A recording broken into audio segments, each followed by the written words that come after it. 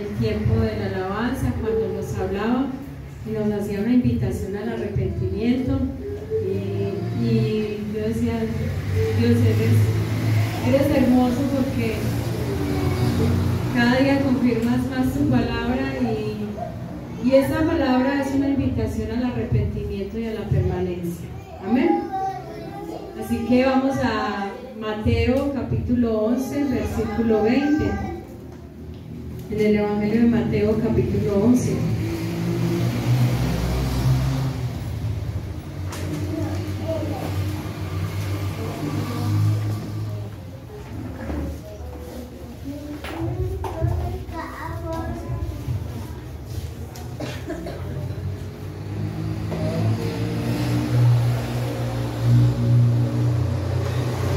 Amén. Con misericordia.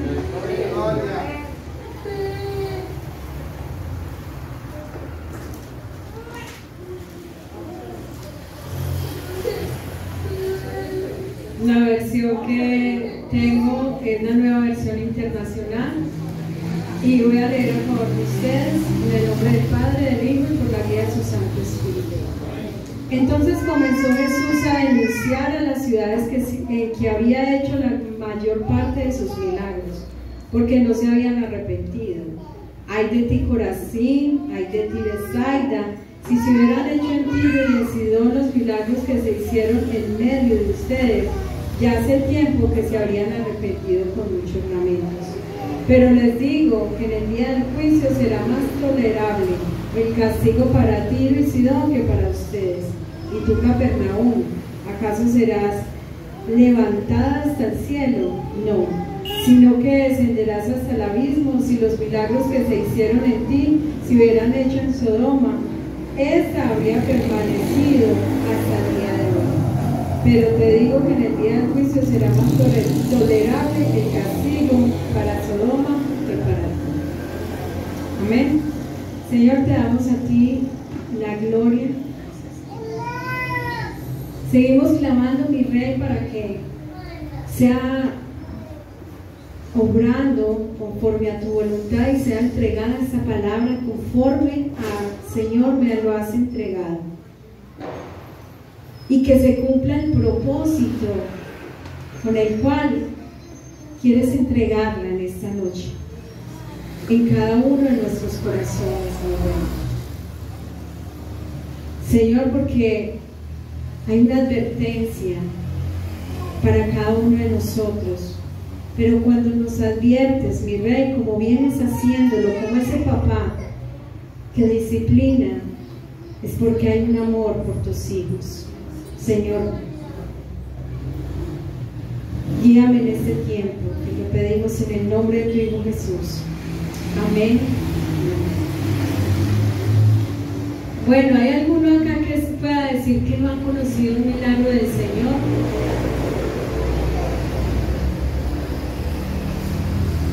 No hay ninguno acá. Todos los días vemos milagros grandes del Señor. Y meditaba en eso porque no hay ninguna excusa para ninguno de nosotros, aun cuando nosotros no conocíamos al Señor, para decir que no hemos visto un milagro. Simplemente que nuestro orgullo no nos dejaba reconocer los milagros. Hemos visto las maravillas del Señor, con tan solo mirar toda la creación, con tan solo mirar todo su esplendor, con tan solo mirarnos a nosotros, ese cuerpo que Dios creó tan especial, con todos sus detalles, todas sus membranas, todo lo que Él hizo con cada uno de nosotros, ya es un milagro que Él hizo. Y hemos visto milagros ahora que hemos conocido al Señor, hemos visto de más de cerca esos milagros personalmente, hemos experimentado muchos milagros, y asimismo hemos experimentado el milagro de la salvación. Entonces, ¿cuánto más será para nosotros la demanda que tiene el haber sido testigo de todos estos milagros? ¿Cuánto será la demanda? Meditaba en eso y miraba allí, porque el Señor empieza a hablarle, a denunciar a las ciudades en las cuales él había hecho la mayor parte de los milagros, dice, y no se habían arrepentido. Y empieza a expresarle la condición en la que ellos estaban. Hablaba de Corazín, hablaba de Bethsaida, y miraba allí de Corazín, era como una ciudad cercana, 4 kilómetros más o menos de Capernaum. Hablaba de Bethsaida también, una ciudad que significa casa de pescado. Capernaum es una ciudad muy bien situada y establecida, y está ubicada en la antigua Galilea en Israel. Es en Capernaum donde vemos que el Señor obra, hace muchos milagros, hace muchas prodigios allí. Es allí en Capernaum donde sale Andrés, Juan, Santiago, Pedro. Es donde gran parte como del ministerio de Jesús se lleva a cabo. Y entonces vemos allí que él hace una comparación que es fastidiosa. Y uno dice, qué fastidio que uno lo compare con otro. Y él hace una comparación con estas dos ciudades inicialmente y le dice, ay de ti Corazín, ay de ti Bethsaida, si se hubieran hecho en Tiro y en Sidón los milagros que se hicieron en medio de ustedes, ya hace tiempo se habrían arrepentido. O sea, es una comparación como quien dice, pero ¿por qué me compara así? Entonces, si hubiera llevado la palabra ya mejor, ¿cierto?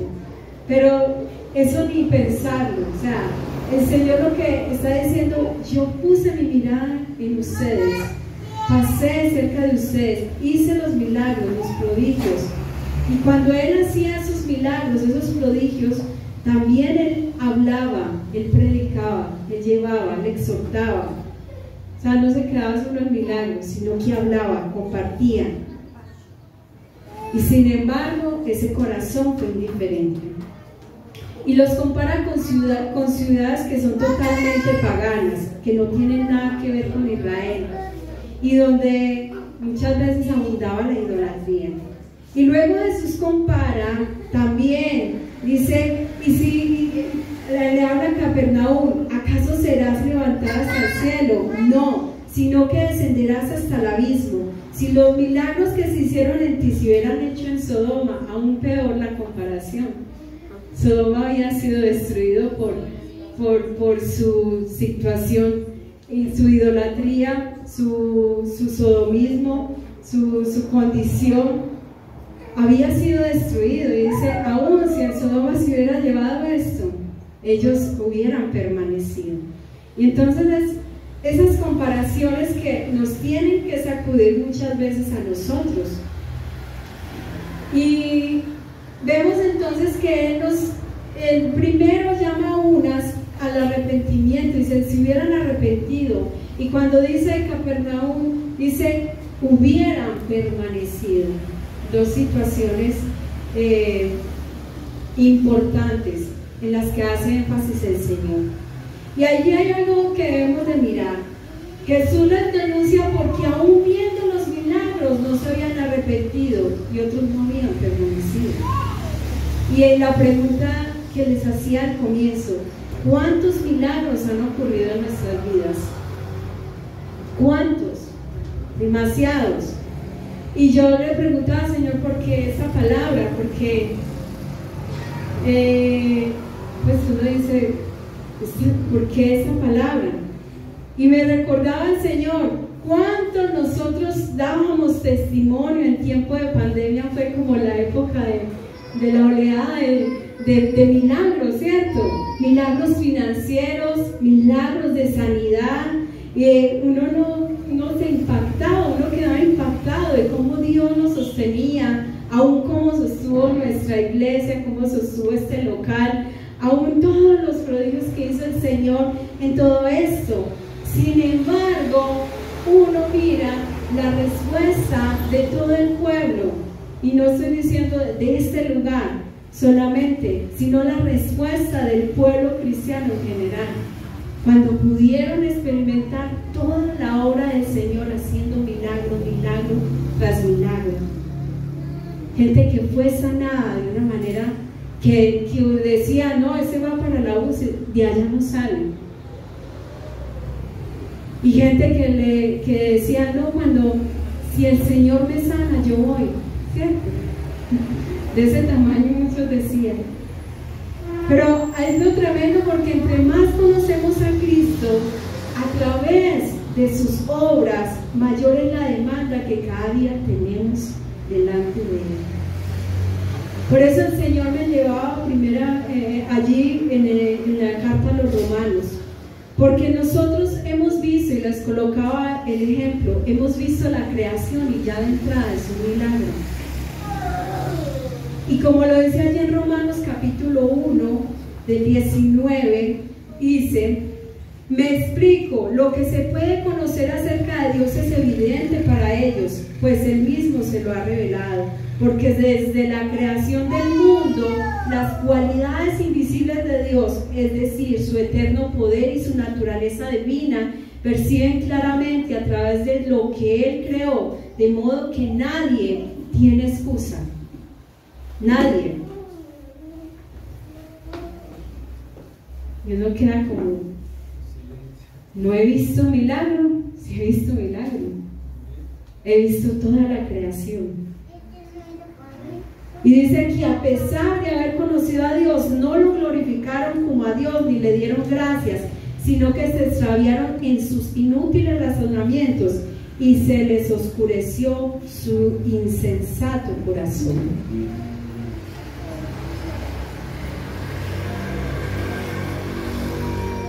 ¿Quién puede entonces explicar toda la creación? ¿Quién puede explicar el mar? ¿Quién puede explicar las estrellas? ¿Quién ha podido crear vida como Dios la ha creado? Han intentado y no han podido. Es un milagro. No hay nadie que pueda decir entonces que no ha experimentado, no ha visto las maravillas, no ha visto milagros del Señor. Aún si fuera ciego, ha podido leerlo, ha podido palpar, ha podido escuchar y ha visto también esas maravillas, aún desde ver nuestro cuerpo. Y lo miraba allí tan tremendo, como el salmista reconocía lo que hiciste, este cuerpo, el haber formado este cuerpo es un milagro. Y en el Salmo 139, versículo 13 dice, tú creaste mis entrañas, me formaste en el vientre de mi madre. Te alabo porque soy una creación admirable. Tus obras son maravillosas y esto lo sé muy bien. Mis huesos no te fueron desconocidos, cuando en lo más recóndito era yo formado, cuando en lo más profundo de la tierra era yo entretejido. Tus ojos vieron mi cuerpo en gestación, todo estaba ya escrito en tu libro, todos mis días estaban diseñados, aunque no existía uno solo de ellos. O sea, tremendo, porque él dice, esto que has hecho en mí es un milagro. Y aún el mundo se niega a creer, a reconocer ese milagro que Dios ha hecho. Y ya de entrada, como lo dice allí en Romanos, ya hay una demanda. No hay una excusa para decir que no hemos visto milagro. Ya estamos en demanda. Será entonces que antes de conocerlo, ya en conocer de relación, ya no habíamos podido experimentar su maravilloso milagro de la creación. Sí lo habíamos visto, ya había de entrada en ello responsabilidades. Y mirando más profundamente entonces esos milagros que Dios ha hecho en nuestras vidas, no sé cuántos, cuando hablamos, como lo hacemos en reunión de hermanos, a mí me gusta preguntar cómo conoció al Señor, porque uno se queda como, ay sí, porque hablan con ese amor, con ese empeño, quienes para ellos es importante ese milagro. O sea, hay algunos que lo hacen como, mi testimonio no es tan pues como que no está así tan impactante, Pero eso depende de con cuánto has entendido ese milagro que el Señor ha hecho en tu vida. Hay uno dice, no, sí, el Señor me rescató así, pero no le colocan como ese, sí, el Señor hizo un milagro. Puede que para ti no sea el milagro extraordinario, pero para mí lo fue. Porque Dios lo hizo.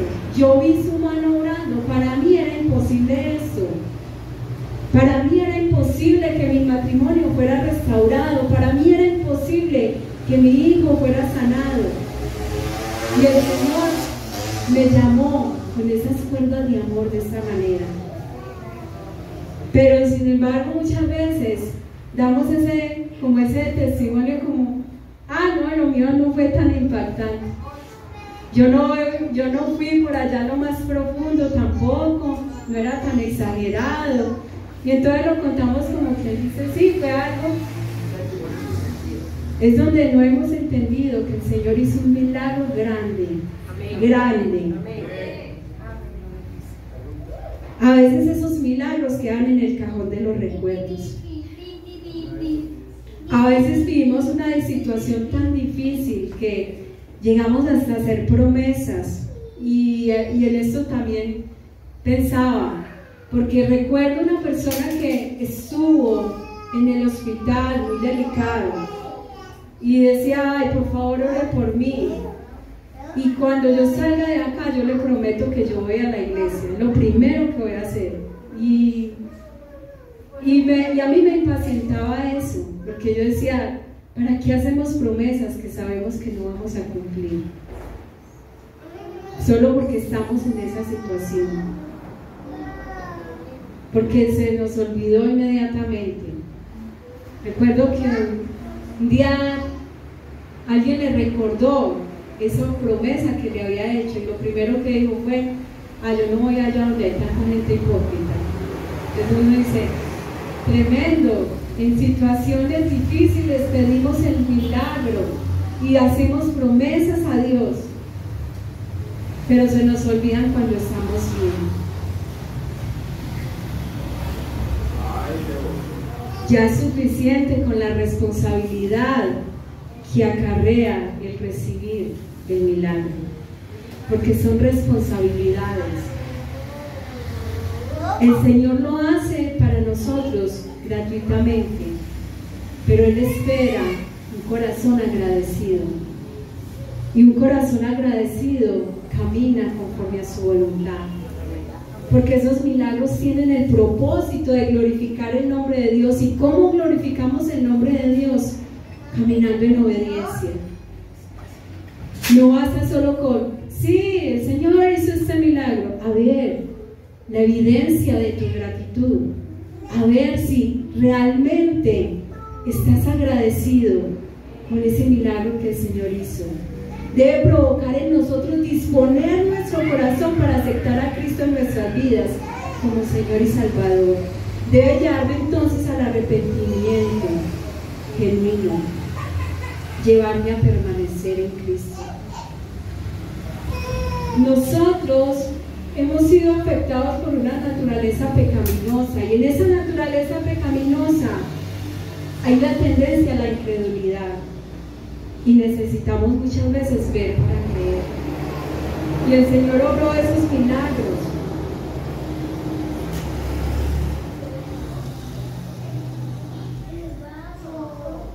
Allí en ese momento, porque había demasiada incredulidad y sin embargo el corazón seguía duro, que se negaba a reconocer que Cristo era el que había hecho los milagros. Muchas veces hemos recibido milagros que solo nos alcanzan para la emoción del momento, pero no para vivir una vida de arrepentimiento. Y por eso Jesús les decía a ellos, a esas ciudades, habían visto de sus milagros, sin embargo no se arrepentían. Habían visto, eran testigo que primario, presencial, allí, en ese momento, sin embargo no se arrepentían. Nosotros hemos sido testigos. Sin embargo, nuestra vida muchas veces no es una vida que da evidencia de arrepentimiento. El Señor me lo mostraba como que Él había llegado y tocado la puerta de sus corazones, ahí, a través de ese milagro, y tocaba, y decía allí por la rejita: ah, ¿quién? ¿Es usted? Ah, no, bueno, después lo atendemos, estamos muy ocupados, porque así hacemos cuando estamos desesperados por el milagro. Señor, yo te prometo esto, pero cuando llega ese milagro, ah, Señor, estoy muy ocupado.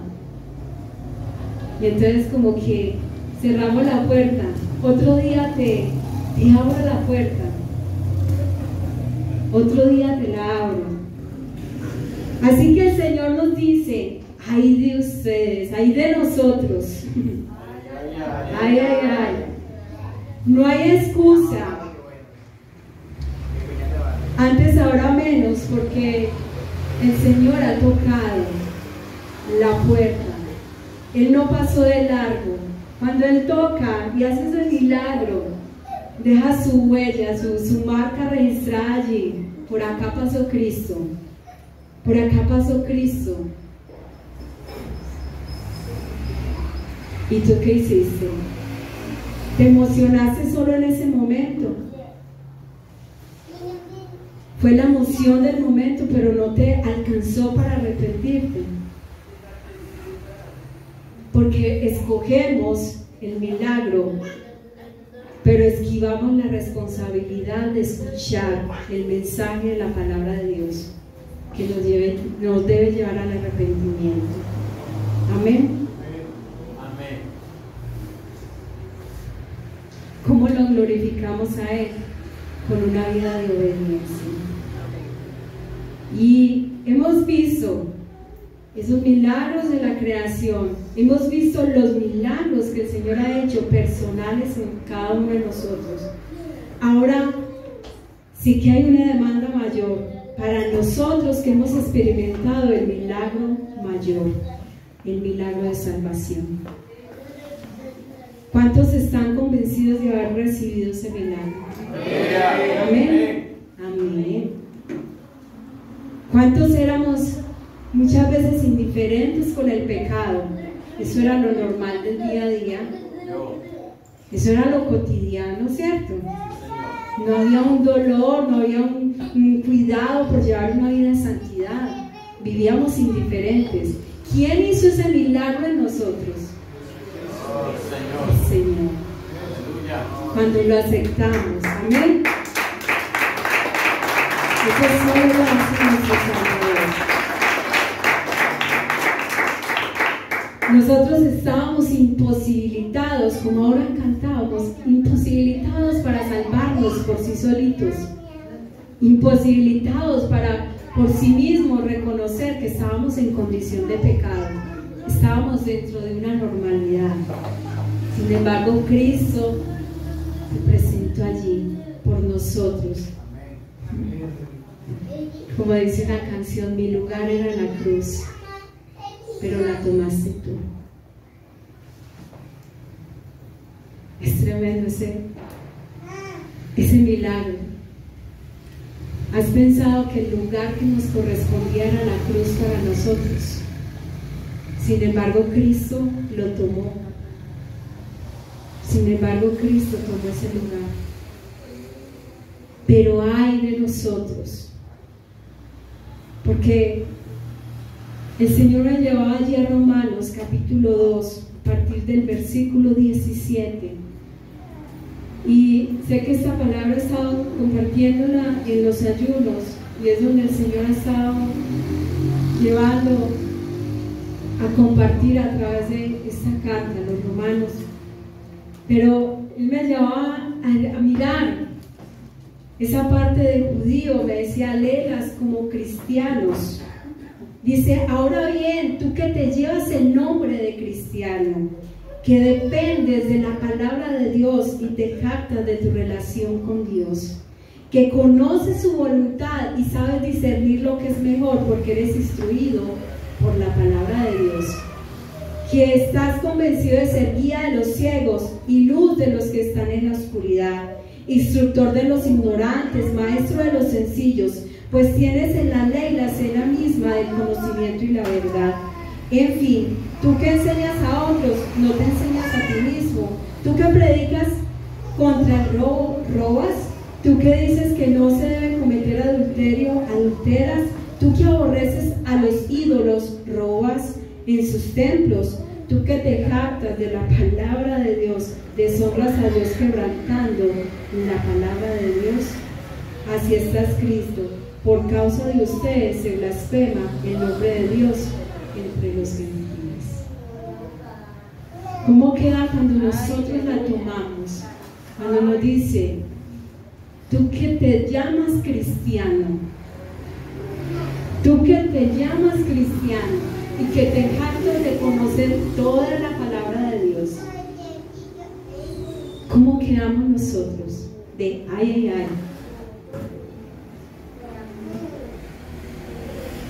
Ay de nosotros, porque si no nos arrepentimos y seguimos con esta vida de llamarnos cristianos, como nos decía el domingo el Señor, están como la zanahoria por fuera bonita, pero con el corazón podrido.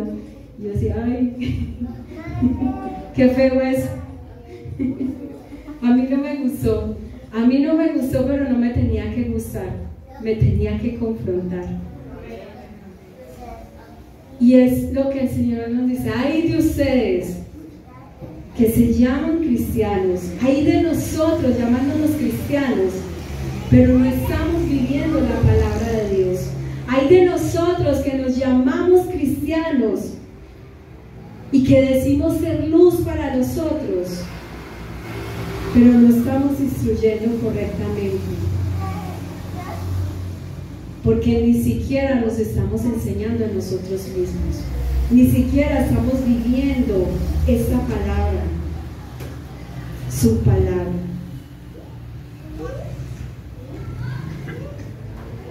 Y por eso nos coloca allí en Romanos, capítulo 2, en ese mismo Romanos, a partir del versículo 5, dice: pero por tu obstinación y tu corazón empedernido, sigues acumulando castigo contra ti mismo para el día de la ira, cuando Dios revelará su justo juicio, porque Dios pagará a cada uno según lo que merezcan sus obras. Él dará vida eterna a los que perseveraron en las buenas obras. Perseverando en las buenas obras, buscan gloria, honor e inmortalidad. Pero los que por egoísmo rechazan la verdad para aferrarse a la maldad, recibirán el gran castigo de Dios. Habrá sufrimiento y angustia para todos los que hacen el mal, los judíos primeramente y también los gentiles. Y mira que en esa posición estamos allí también, podríamos estar primeramente nosotros, ahora que nos llamamos cristianos, que decimos ser hijos de Dios, que decimos que vivimos la palabra de Dios. Pero gloria, honor y paz para todos los que hacen el bien, los judíos primeramente y también los gentiles, porque con Dios no hay favoritismo. Todos los que han pecado sin conocer la ley también perecen sin la ley, y todos los que han pecado conociendo la ley por la ley serán juzgados. Todos los que no han reconocido, sin haber conocido aún al Señor, pero no han reconocido que en esta creación Él fue el que lo creó, de todas maneras para todos hay. Aquí no hay un favoritismo, no hay nadie que se pueda salir. Pero si andamos conforme a la voluntad de Dios, habrá oportunidad. Amén. Amén. El Señor nos dice en esta noche: esos milagros no son para los favoritos, son para que tengamos en cuenta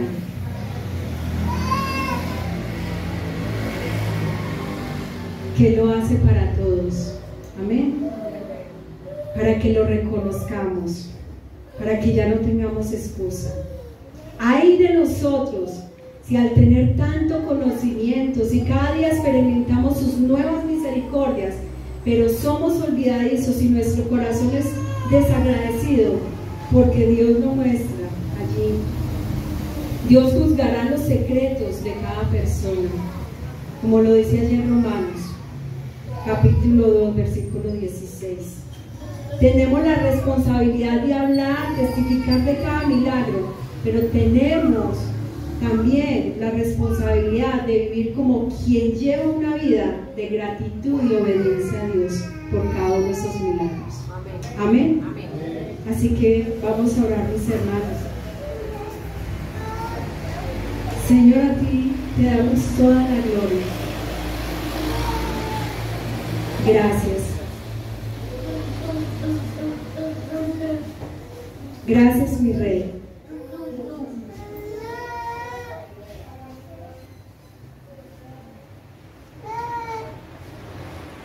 Cuando uno mira que le hablase de esa manera, ay de ti, Corazín, ay de ti, Betsaida, ay de nosotros, porque realmente nosotros hemos visto tantos milagros, hemos sentido de cerca. Ay de nosotros, Señor, si no nos arrepentimos, si no volvemos por el camino por el que un día nos llamaste a caminar.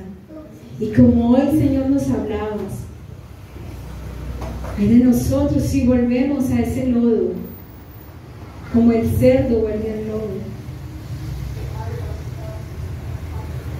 Cuando tú ya nos has limpiado, cuando tú ya nos has restaurado, cuando tú ya has hecho un milagro en nuestras vidas. Ayúdanos, Señor. Ayúdanos, Señor, en este tiempo que nos has estado hablando de vivir una vida de apariencia y de corazones que están podridos. Ayúdanos. Ayúdanos, Señor, porque hay de nosotros si no caminamos correctamente, si no vivimos con un corazón agradecido delante de ti. Ten misericordia, Señor. Te lo pedimos en el nombre poderoso de tu Hijo Jesús. Amén y amén.